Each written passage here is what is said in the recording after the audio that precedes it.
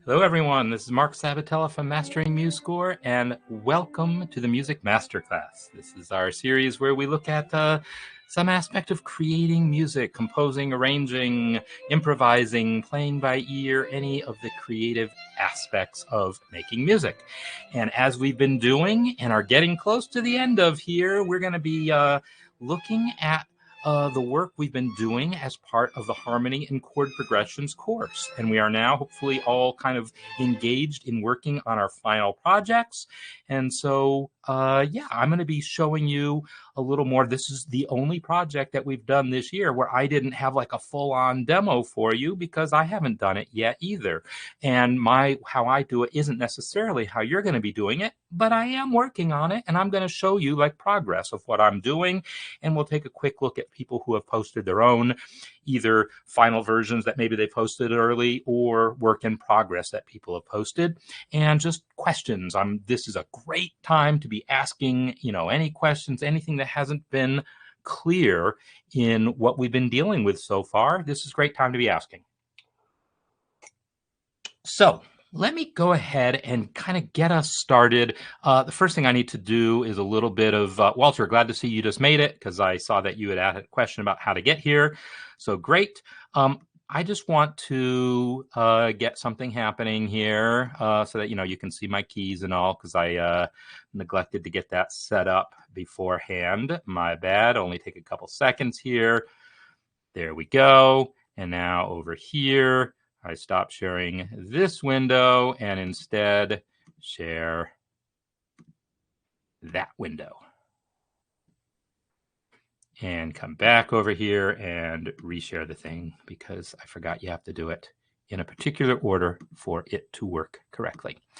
There we go. So now you can see what I mean you to see, right? You can see the music, you can see me, you can see the keys. That's what I'm looking for. So what I'm going to do here is flip over to my project that I'm working on and show you the state it's in and talk a little bit about how I got here and where I'm going from here. So a little background here. I'm working on the piece In the Bleak Midwinter, which is a Christmas-themed piece. And I didn't really know the story or much any story about this piece when I chose it. I just chose it as a demonstration because it's a song I didn't know, and probably many of you saw my demo last week where I kind of tried to teach myself this song.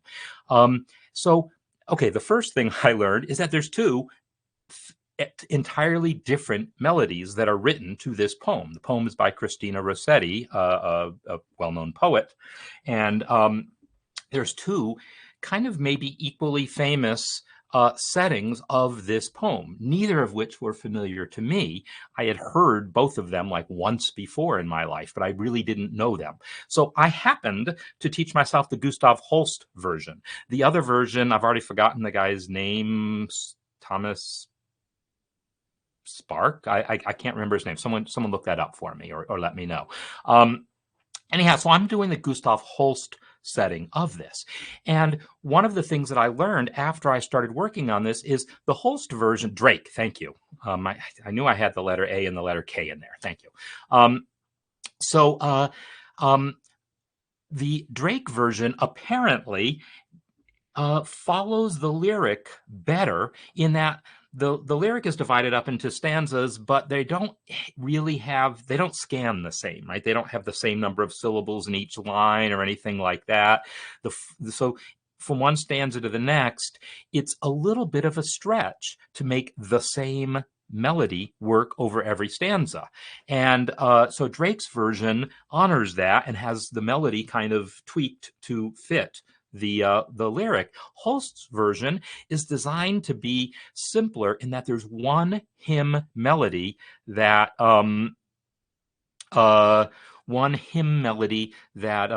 just you repeat for every stanza, and then you just add notes here or there when you need to, or omit notes here or there where you need to, or do a melisma. That has influenced how I'm approaching this. Steiner, I see your question about a message about getting an error. I don't know where you're getting that error, so I don't know if you're talking about that's an error you're getting trying to run MuseScore, you're getting an error watching this live stream.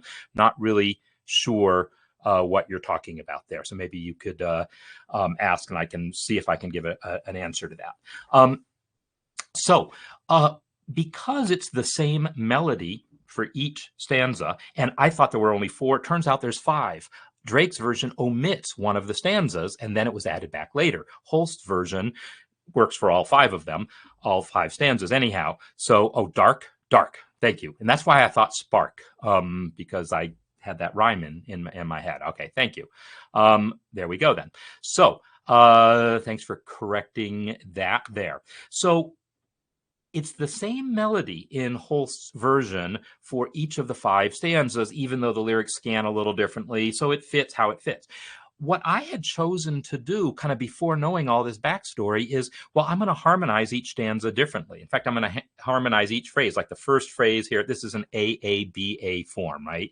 We have a 4-bar A section, and then the next 4 bars are essentially the same other than the final cadence being different, which is true of every single A form pretty much. And then the last 4 bars are identical to the second 4, including that final cadence. And then the bridge is a little different. So we get to see that same first 4 bars over and over again. We get to see it 3 times in the first stanza, more or less, and then 3 times again each of the other stanzas. So that's a lot of the same. So I chose to harmonize each one differently to make it, first of all, a good demo for this project, to really exercise my my understanding of harmony. But also, I think in hindsight, it also makes the piece a little more interesting, because we're going to hear the same 4-bar melody over and over and over again with all these different lyrics. By putting different harmonies to it, it achieves a little bit of what Dark achieved by actually writing different melodies for the stanzas. So that's a little backstory to what's happening. So once and I didn't learn all that backstory, then start writing music. I learned it as I was going along. But what I want to do is show you my chords. These are the chords, and some of you have seen this picture before, I know. But this is the sheet of paper. This is the actual sheet of paper. That's a snapshot of it, and I've probably added a few things since taking that snapshot. And so, like, this is the first 2 bars, and this is showing me all the different ways I could harmonize it. Or the next one down. Those are very similar, right? I'm going to skip the one in red for a second. This one here. Whoops. Whoops. There we go, G7. That's one with that B flat minor, right? These are all different harmonizations, all using the techniques that we've been dealing with in this course. They're all secondary dominants, diminished approach chords, borrowed chords, augmented sixth chords. I don't think I worked a Neapolitan in there, and that's because I never think about how to get that in there. And I might, before I'm done, sneak one in. So anyhow, I have all these different harmonizations just of the first 2 bars. And then the next 2 bars here. And then so I've got 3 different versions of those, and I ended up varying those some more. And then in the second phrase, the final cadence, remember, is a little bit different. Here are the harmonizations for that. The second phrase's final cadence. Here's the first 2 bars of the bridge, 6 different ways of doing that. Here's the second half of the bridge, like more than half a dozen ways of doing that. So I wasn't able to even use all of these. Some of them aren't that different. So I kind of brainstormed all these things, tried them out phrase by phrase, and then I went through the process of actually trying to combine them. And so, Dave, I'm going to show you the thing that you're talking about that I showed in the cafe. And the short answer is no, it wasn't easy to produce. Is it useful? I don't know. I found it interesting. I found it an interesting challenge, so I did it. This is the thing that Dave is talking about, and then you all can decide for yourselves if you think it's useful. what I wanted to do was be able to play around with all of these different phrases and kind of copy and paste. Oh, I want to start with these two bars and then glue them to those two bars and then jump down to these two and then over to these two, right? I wanted to play mix and match with these things. And I was a little afraid that trying to add a bunch of temporary staves in MuseScore and copy and paste chord symbols would feel awkward for that. In reality, that's actually probably a fine way to do it. But here is what I did, and it was interesting. I am not sure I'm going to do this very often, but it was definitely interesting. Oh, I meant to go to my. Oh, I don't have my presentation workspace in this version of. Because I'm using the 4.2 beta right now. So instead, I'm going to close those side panels, F9, F7, F8. All right. So what I did was I entered these chords using just a big text box down here. This is a frame. This is just a vertical frame, I believe. It's a text frame. It's a text frame, so it's one piece of text in here. And in that piece of text, let me open the properties panel. You can see that I have the text itself set to a monospaced font, similar to Courier, right? So this is just a Linux version of a font that's similar to Courier. It's monospaced, meaning no matter what the letters are, the same number of, they're all the same width. And so it makes it relatively easy to get these bar lines to all align just by making sure you've got the same number of characters in here. I said relatively easy, but no, it's not that easy because I still got to like count the right number of spaces. And if like right here, C# diminish 7 over D. If I decide I don't want the 7th in there and just want to notate as a triad, I delete the 7, and now I got to counteract it by adding a space here. Now, this isn't a MuseScore limitation. It's just a limitation of using text to try to line up your chord symbols. It just means that you're going to be fighting the alignment because MuseScore can't do it for you like it would if you were actually doing these using chords, using real chord symbols rather than just a plain text box. But I decided to give it a shot, stick it through. And in point of fact, it was once I got the hang of it, it wasn't so bad. It helped once I realized, let me put these slashes up at top. So these are slash characters that sort of help me align the beats. And it's a slash and then 1, 2, 3, 4, 5 spaces. A slash, 1, 2, 3, 4, 5 spaces. So I have 5 spaces between each slash. And then as I'm entering chords, I just enter enough spaces to get me to the right slash. And I kind of visually line that up. So it's doable.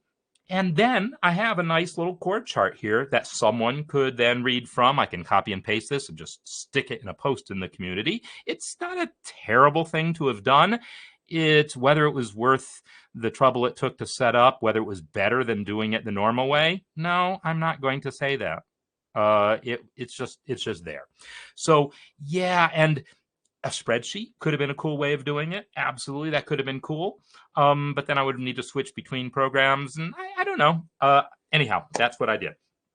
So I now have my chord progression the way I think I want it.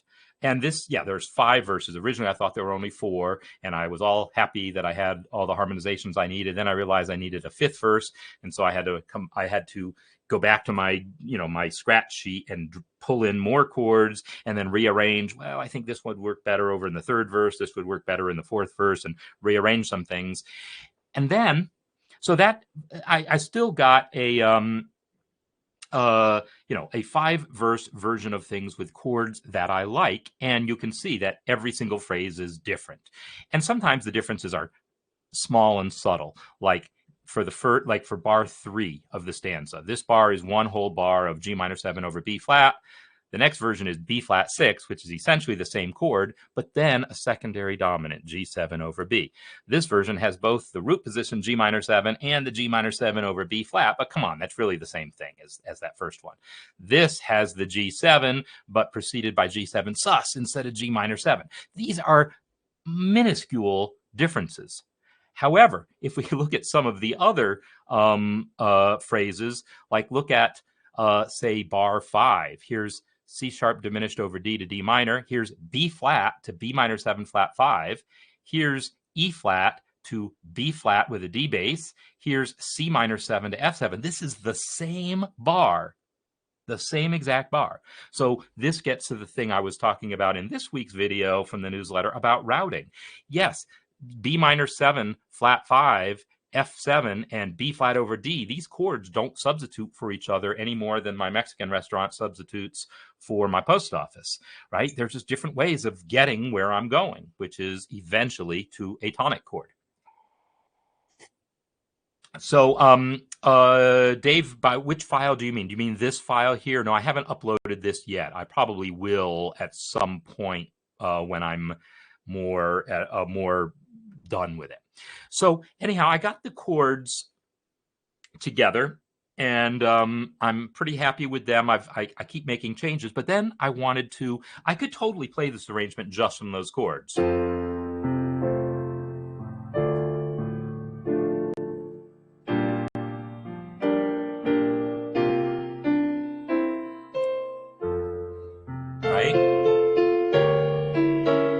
I'm just playing off those chord symbols and making up my own accompaniment. I could totally do that. And so I could consider this piece done at this point, but I didn't want to. I wanted to write a piano arrangement, not a solo piano, but a piano accompaniment, because hearing 5 verses of that same melody over and over again, especially given that it's a fairly obscure piece with really obscure kind of lyrics by Christina Rossetti. By obscure, I mean they're like hard for people to understand what it's about. And at least in the United States, this is not a commonly performed piece at all. So I knew I needed it to be vocal. I didn't feel like writing a whole choir arrangement. I could have, but I decided I would make it a solo thing with piano accompaniment. So let me flip over to that and show you how that is coming along. This here is what I have for the first stanza. And I'm actually pretty happy with the first stanza. So the first stanza, I wanted to have a nice, simple texture. And you can see how simple the texture is at the beginning. We just play the first few measures. Whoops. Get my volume back up. And go back to the beginning and play you the first few measures.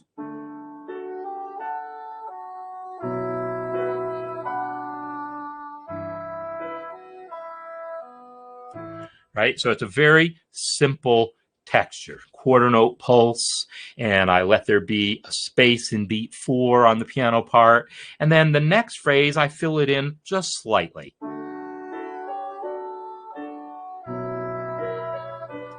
Right, so I just fill in the texture a little bit, but it's still a pretty simple texture.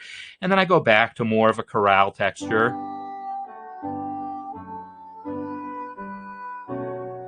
Right, still a simple chorale type of texture.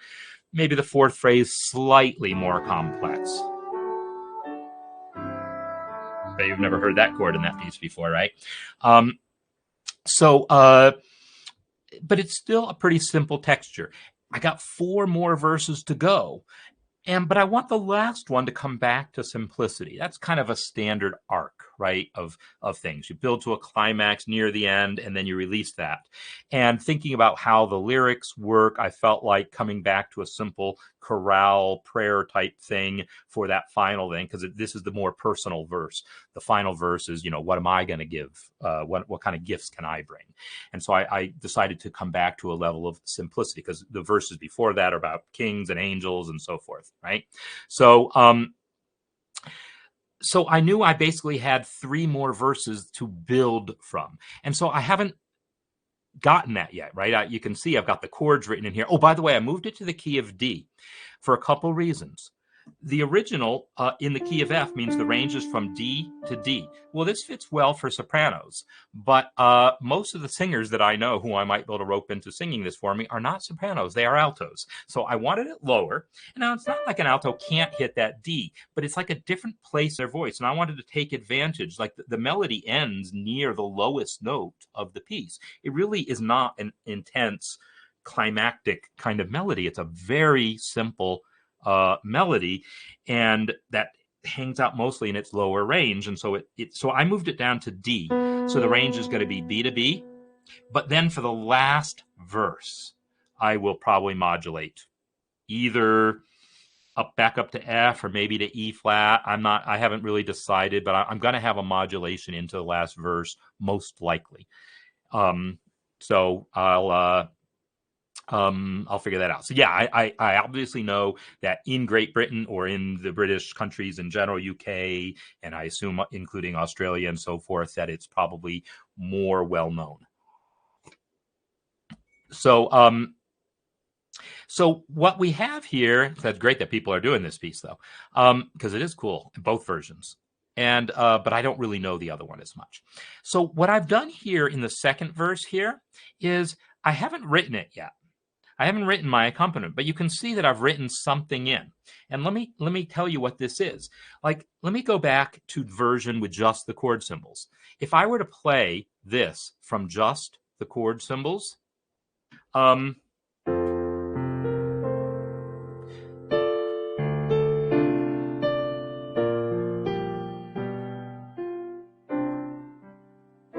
just making up my own melody. And the first phrase, the first measure happened to coincide with the actual composed melody. But when playing from the chord symbols, I'm trying to make my accompaniment be melodic. And this is something that you sort of naturally do accompanying from chord symbols. I mean, it's an acquired skill, but once it's acquired, you do it almost without thinking. You play the chords in a way that's melodically interesting. And accompaniment, piano, like written out accompaniment, there's two types, and I've talked about this before. There's one type in which the melody is embedded within, right? The melody is embedded within the accompaniment, and then someone just sings along with it. In the bleak midwinter, right? That's fine, but that's not the kind of accompaniment I wanted. Given that we're going to be doing 5 verses of this and I have all these different harmonizations and I wanted to build different textures, I did not want to build the melody into my accompaniment. I might do it for one of the verses, but in general, I don't want to do that. So given that I'm not going to use the melody of the piece in my accompaniment for the most part, and given that I want it to be melodic, but I don't want to be like just making it up as I go along, as I do when reading from the chord symbols, what I've decided to try here, something I haven't really experimented with much before, a little bit, but not much. I've written myself a melody to incorporate into my accompaniment. And then I'm going to build my accompaniment around this. Eventually, I'm going to notate the whole thing. In fact, I'll do that right after this session. But let me play you this exactly as it is.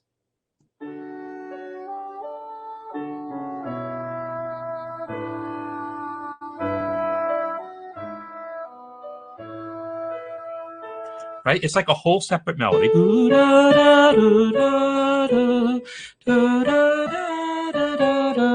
Right? That's its own counter melody, right?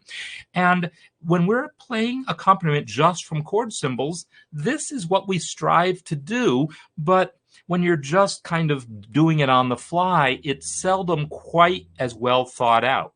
So I figure as long as I'm writing out accompaniment, I'm going to write out myself a melody and have it be the basis of my accompaniment. And so this counter melody is very carefully thought out in terms of how the intervals work against the actual melody, how they work against the chord, and how it works as a melody. I mean, I'm really thinking through how that counter melody works. But I also want to be aware that I don't necessarily want a counter melody, right? I don't want it to be such a strong thing that it detracts from the actual melody. So piano accompaniment typically would obscure this counter melody a little bit through arpeggiation and so forth. So when I actually write out my accompaniment, instead of where you totally hear that melody just played clearly, it might be something like this.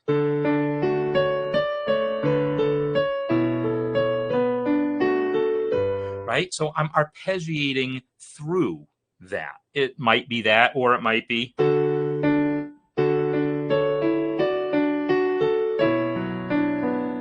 Right? I'm just making up different arpeggiations that still incorporate that note as the top note of my voicing. And so this is something that is done. People will write themselves outlines like that. Just write out the the chord symbol, and then what they want the top note of their voicing to be. They typically don't write it out as an entire melody. They just might write a few chords and write that thing in there. So this is how I'm choosing to do it. And Dave, drop voicings. Yeah, I can totally get. Well, first of all, if you play something with drop voicings, you typically end up, well, they will move in parallel as opposed to contrary, unless you mean drop voicings for this chord here.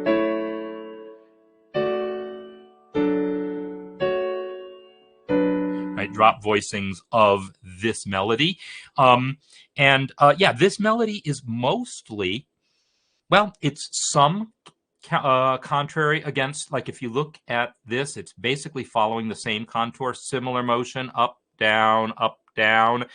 But there's some places where I do use contrary motion, some places where I'm using similar motion, and but it's probably more similar motion than not. For the most part, my melody notes are a third or a sixth away from the melody note, which is a common technique because it's guaranteed to sound pretty good, right? If I play through this,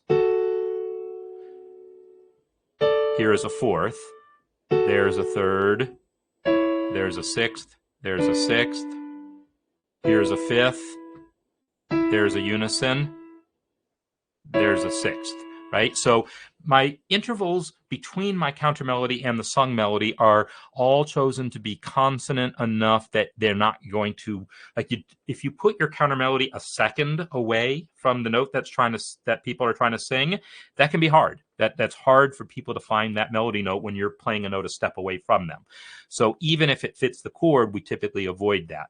So there's only a couple places in here where I know I'm doing something that's going to be a little bit hard to sing. Like, let me play you this bridge here a little bit, and you can tell me what you think. I've really kind of played. This is pushing it a little bit, pushing the boundary a little bit. Let MuseScore play the melody while I play the accompaniment. Oops, I wasn't paying attention to my melody. Let me try that again. Let's do that again.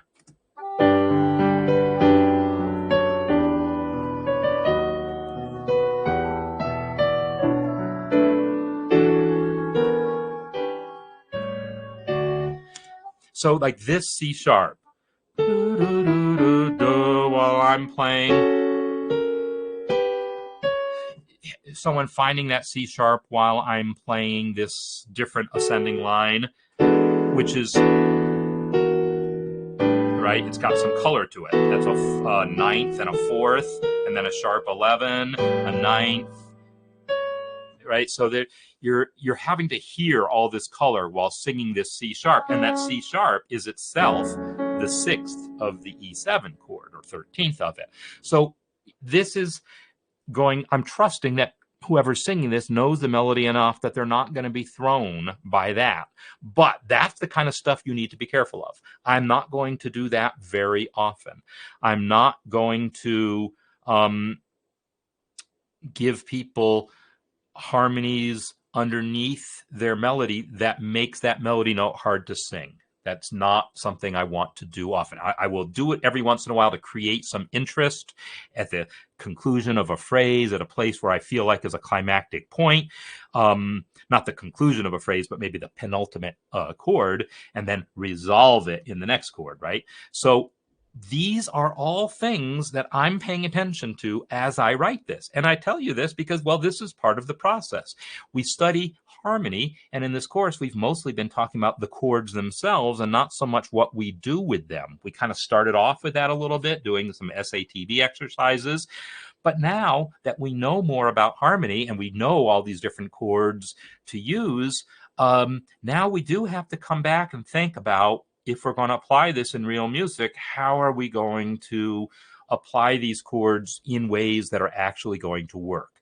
And so you have to think about things like color tones. And I know for a lot of you, things like sixths in melodies is like, if you're not accustomed to the music of, say, the late 19th century, where like Debussy and people like that started using ninths and 13ths in the melody very prominently. And then, of course, in jazz, where it's used very prominently. If you're not familiar with late 19th century romantic music and later, then these sounds are going to be harder for your ears necessarily to accept, and so perhaps you're not going to use them, but they have been a big part of music for the last 150 years or so, and so I'm certainly going to use them. But you do have to be careful how hard you push those things, because then you make the piece hard to sing, hard to actually pull together. So, and Dave, also as far as mixed drop voicings, yeah, I'm sure there's things that can be done. I haven't worked through exactly how I'm going to realize this counter melody. I just figure it's probably going to be some sort of arpeggiation through it and so forth, right? So, so anyhow, I also envision some pianistic techniques, right? That kind of thing, where it's not about making a melody, it's about a textural thing, like that. So I'll probably have one verse that does more of that kind of thing, probably like the fourth verse, and then bring it down. So I haven't worked out those details yet, and I don't want to write too much of what's going on here in the second verse until I've thought through that third or fourth verse a little bit more. The fifth verse, I'm not so worried about, because I know that's bring it back down. I may have gone too far with that first verse. I might decide I have to thin out this first verse. In fact, it's already, my original version was just, it was just half notes. And then I decided, well, let me add this other line.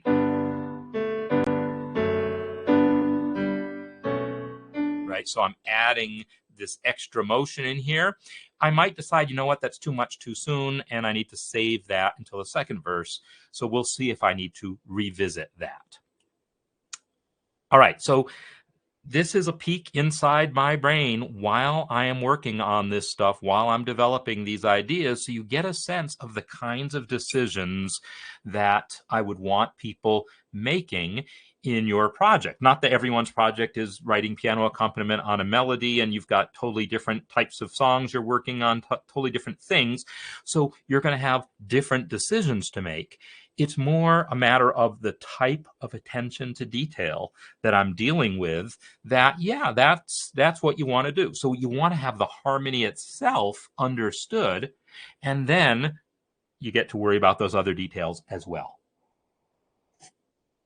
So I have definitely cut myself. I've bitten off a big piece to start chewing here over the next week, right? 5 verses worth of this stuff to work out. But I've done the harmonies already. I've done some of the planning. I'm pretty sure I can pull this off, but we'll see. We will see. All right. So all of that said, again, I'm going to encourage anyone who has any questions to just pop up and ask questions about harmony, things that we've been dealing with in here. But meanwhile, there's people that have posted some work, and okay, next week is going to be the final concert, right? I'm just going to play everyone's pieces. And so if you've posted work already, some people I know are like basically done. They're like, I'm going to be real busy this month. Let me just finish this project, post it now, and then I'm done. And in that case, you might not actually want to hear any feedback right now, because you're not going to do anything about it. But I guess that's something that you all can tell me.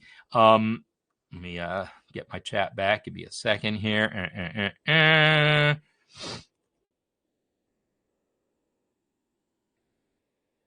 So I'm curious, who of people that have posted some work, how many of you who is like looking for some feedback? Because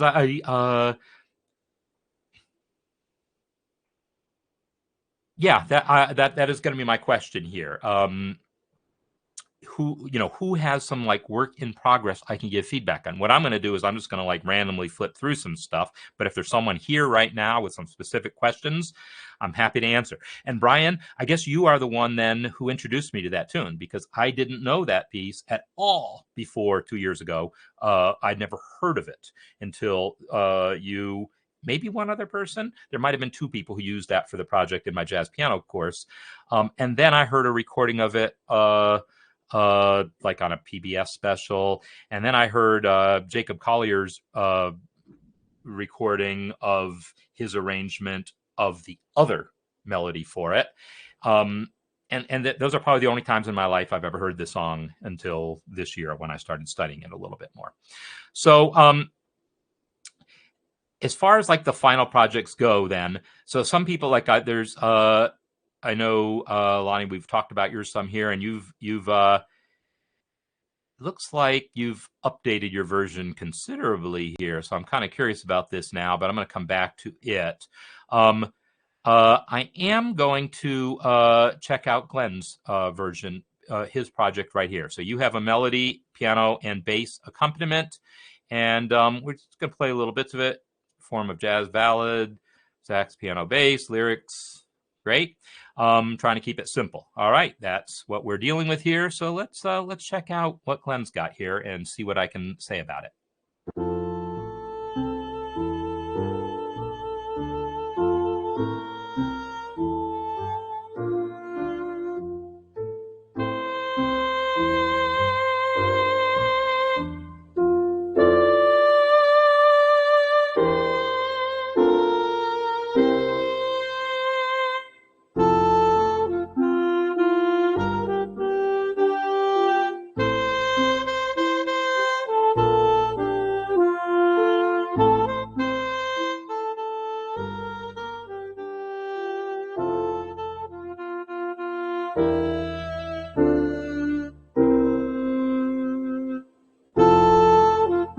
All right, I'm gonna just pause it there, and because yeah, we'll play through the whole thing later. But then I see there's another section here. Let me just listen to a little bit of this section.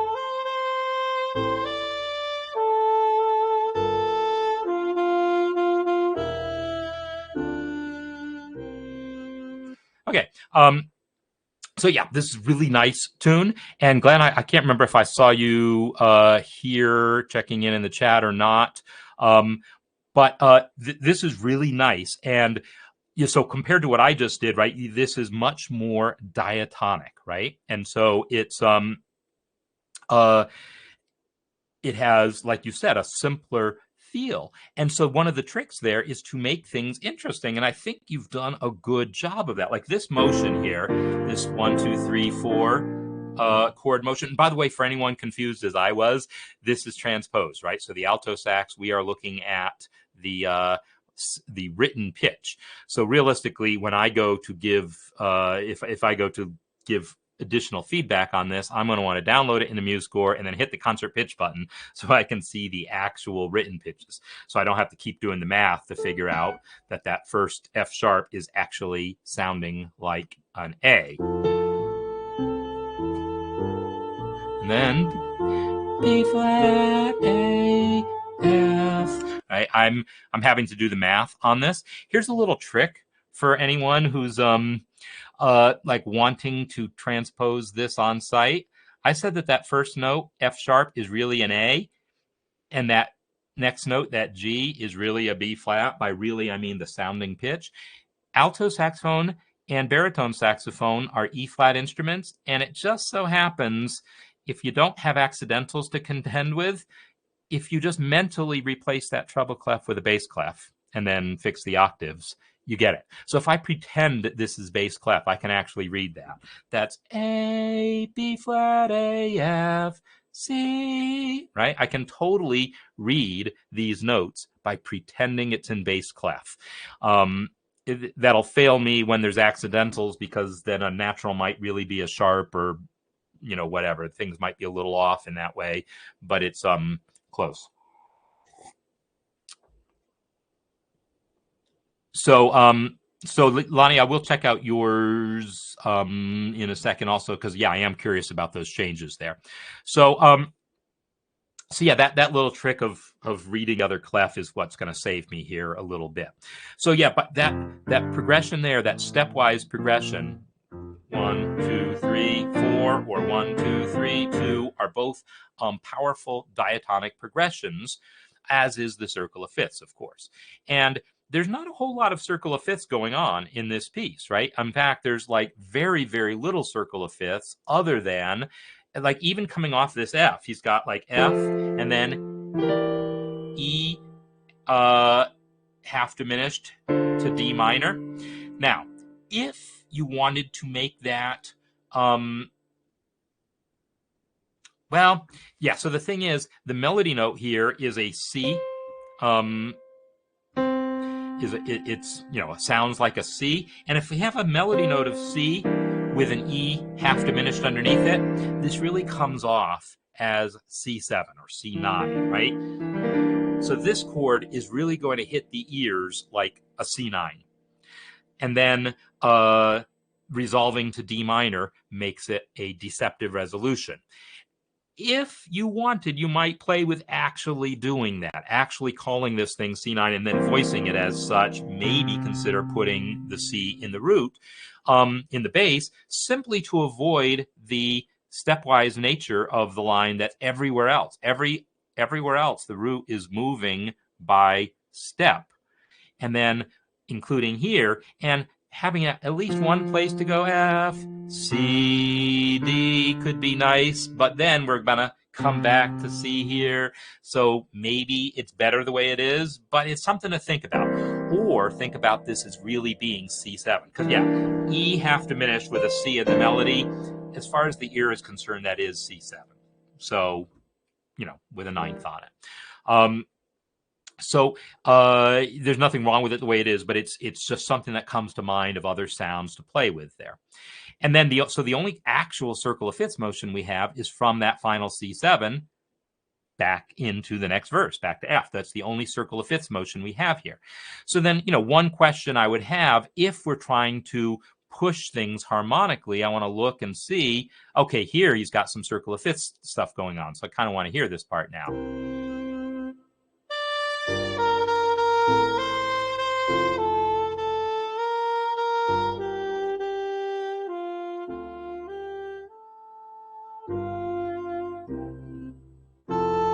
So yeah, we have backward circle of fifths from C7, retrograde on the circle of fifths back to the G minor, then some stepwise motion. A minor to F is just it's moving by thirds, and really 3 to 1. It's just like I said, that E half diminished with C in the melody is basically C7. A minor 7 is basically F major 9. So going from 3 to 1 is, to the ear, not much motion at all. It's essentially the same chord twice with a change of bass note, which isn't a problem. I'm just pointing that out. And then we go back to stepwise motion, and now we have circle of fifths, but again, backwards circle of fifths, and then forwards again. So this is like the one place where we get to hear some circle of fifths type of thing going on. And so it adds some additional interest. And then you go back to your stepwise passage. I like the little two 4 bars tossed in there. I kind of want to hear that.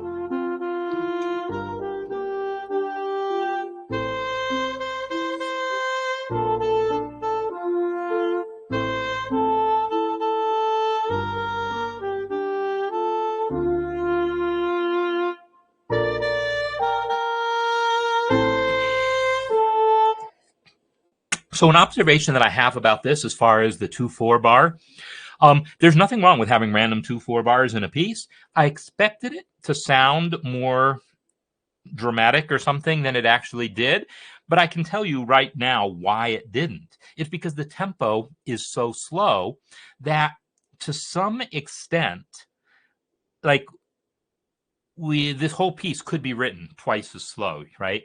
Like, instead of right here, instead of being bum, bum, ba-do, bum, bum, ba-da, bum. Am I singing that right? Okay. Bum, ba-do, bum, bum. Instead of that, it could be bum, ba-do, bum, bum. And that is one measure, right? So this could have been a quarter and 2/8, an eighth dotted quarter, and then that's done with that measure. I'm not saying that would be better, but at that slow of a tempo, it might be a little easier to read and feel the rhythms, because I constantly felt myself, as I was reading this, getting ahead of myself, because I think internally I'm feeling it twice as fast. And so I would see a chord and think we're already on that chord and then realize, no, we're not there yet. So it might make it a little easier for people to read if you did. And MuseScore actually has a very simple command for that. If you've never seen it before, it's pretty sweet.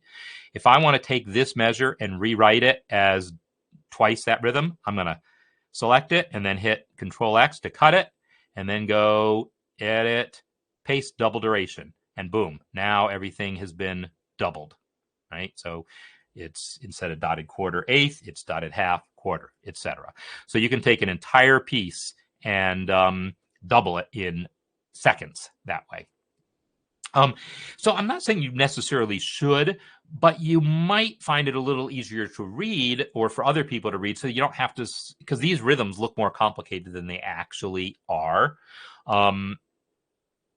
But the other thing that I was going to say, and the reason this came up, is that 2/4 bar didn't feel as much like a weird short bar, and that's because really what this was, if we doubled everything, this wouldn't be a 2/4 bar anymore. It would just be that this bar here is 2 measures, and this one would just be 1 full measure of 4/4. So what it really means is that instead of a random 2/4 bar, it's a random 5 measure phrase, which is also, slightly asymmetric, but it doesn't hit the ear the same way. 5 measure phrases happen. So if you doubled the duration of everything like this, you wouldn't have a 2/4 bar, you would just have a 5 measure phrase somewhere. So yeah, and certainly if you do the doubling thing, you would want to select all the staves. I just showed it for that one measure. But certainly, yeah, if I select the whole section here, Control X, and then it's Control Shift W is the shortcut. It'll paste everything, and it creates ties where necessary, because that was a whole note. Now it's 2 whole notes tied together, right? So the paste double duration does what you need. But yeah, you'd have to select the whole thing. So in any case, those are some observations about that piece. So Graham's got like a thing also here that I do want to check out a little bit, and Lonnie, I'm going to check out just like that little section of yours, but I want to hear a little bit of this one, and yeah, just see. So this is a choral arrangement.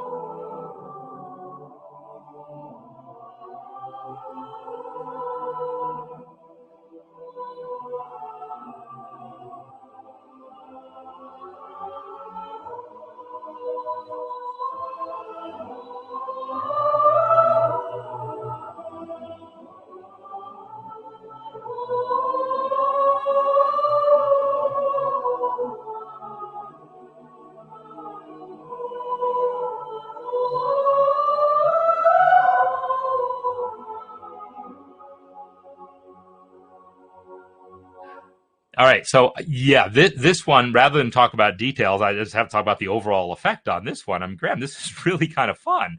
I mean, it basically modulates, without being written as modulating. It basically, feels like it's in a different key in the middle, and ending on the Picardy third is, it actually is written with a key change in there. But yeah, that is so cool.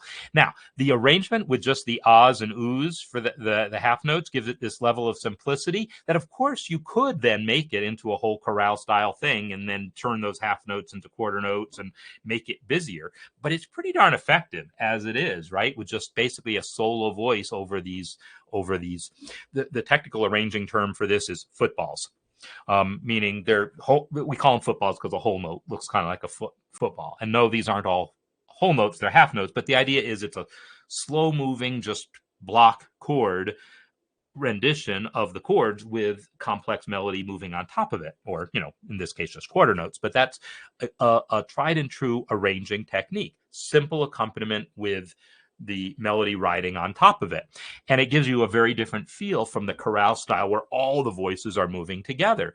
And that, I feel, is extremely effective. That choice was effective given the complexity of these chords, because you've got all sorts of interesting, cool chords going on here. And so had you tried to do all those interesting complex chords with a full chorale style version with everyone moving also with complex chords and everyone moving, it would have been more kind of overwhelming to the ear. And so as it is, there's this nice simplicity to the rhythm of the accompaniment that makes the harmony really kind of stand out and be, I don't know, our ears can deal with that harmony well, because it's expressed in a simple way. So I just think it's really powerful. And yeah, there's any number of details we could like obsess about and worry about, think about. But yeah, it's just super cool. So yeah, the modulation really caught me by surprise.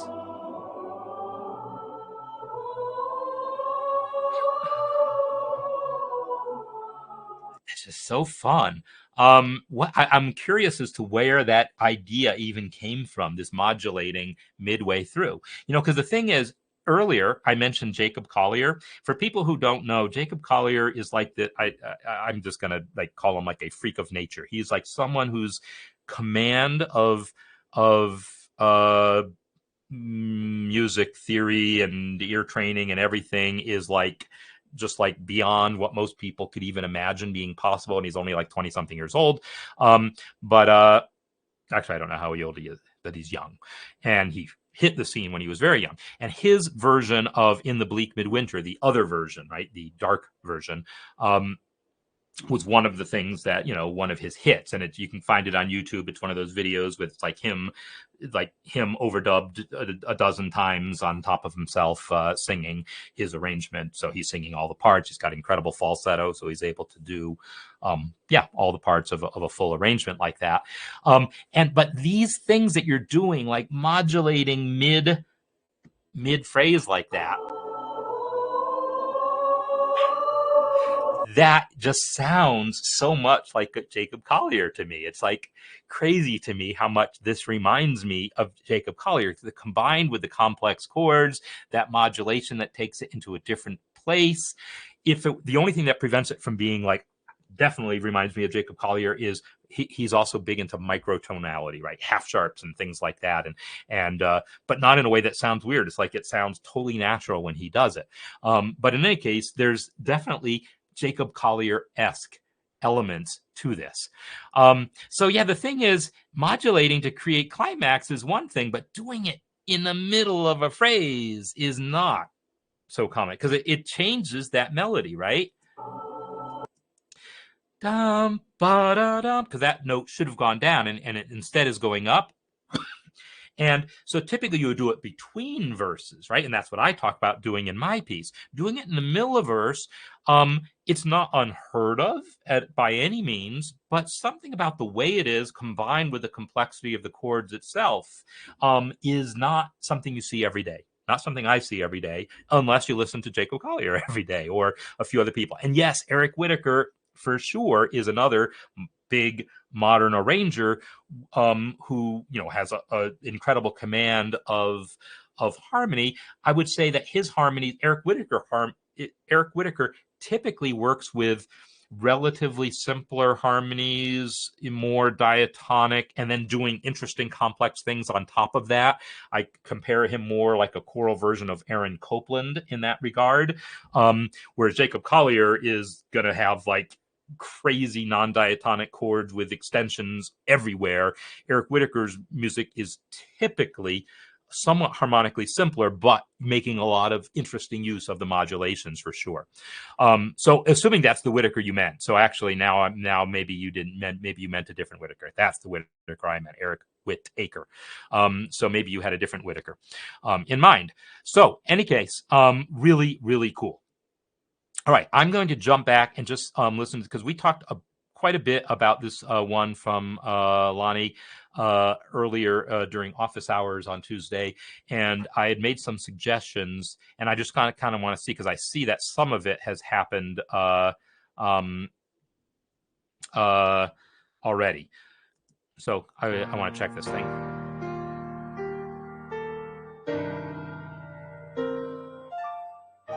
Oh, not as dissonant as before.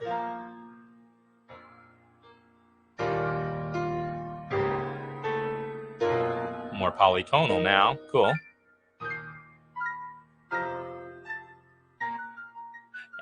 That G flat is pretty cool, gotta say.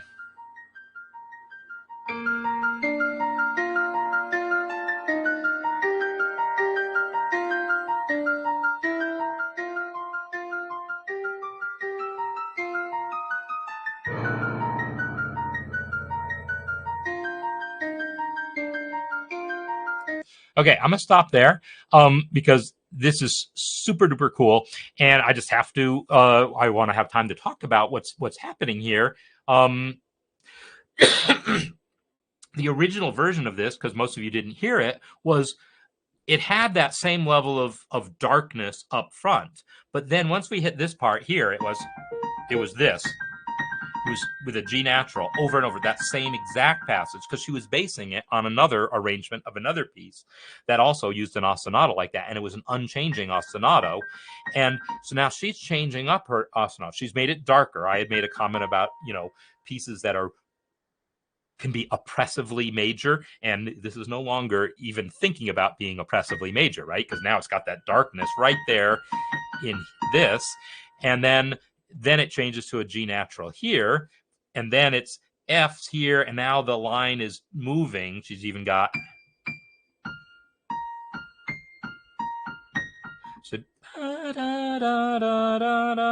so she'd create a little melody moving within this ostinato. So it's an ostinato figure in the sense of being rhythmically repeating that shape, or some version, some variation on that shape, but she's introduced a ton more interest. So it's almost like a totally different piece than it was before, even though it was just moving a few notes around, right?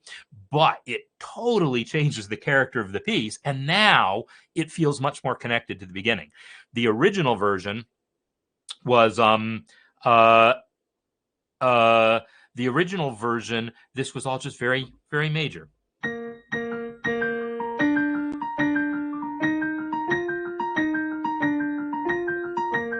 Right? It was very that, and now it has all this complexity to it that's kind of worthy of what came before it. So I don't know.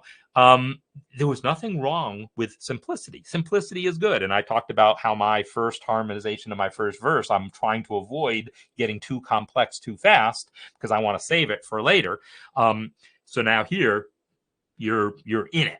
But but I really love now how this works together. One thing I'm not understanding is this chord feels like, no, it's this chord.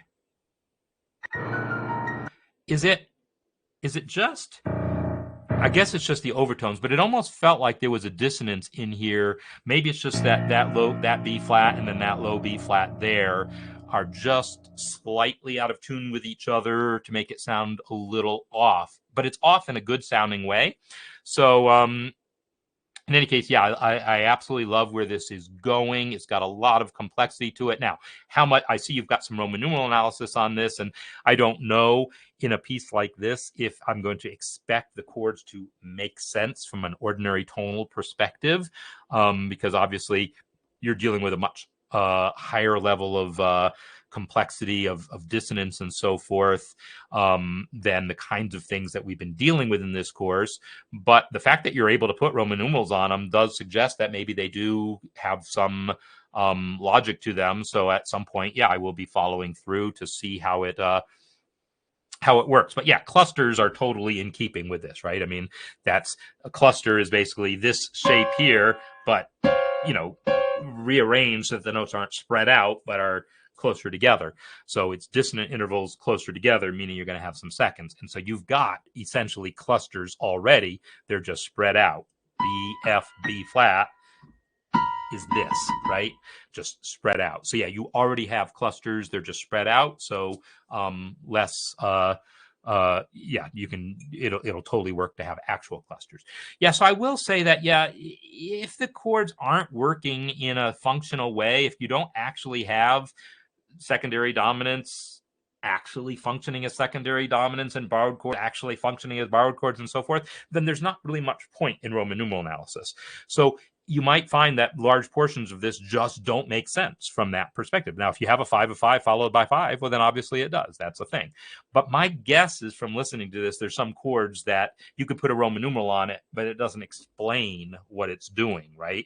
Only if that Roman numeral helps us understand, is it worth putting on there? Like, I'm not sure what flat minor 6 of 6 even means, because flat minor 6 isn't a thing to begin with.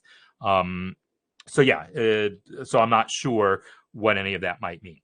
So, all right, I'm going to wrap up here.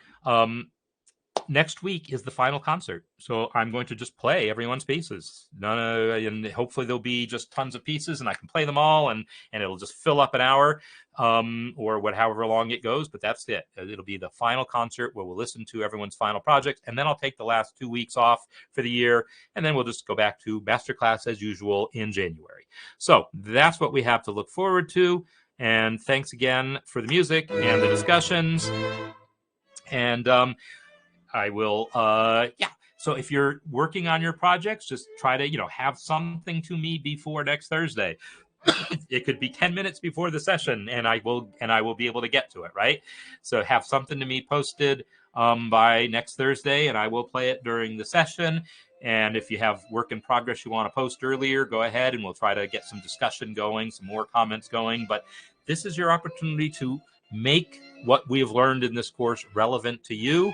So it's not about me trying to steer you in any particular direction. It's explore this for yourself and try to make it relevant, and do something you wouldn't have done without this course. That's kind of what we're looking for. So thanks everyone, and see you next time.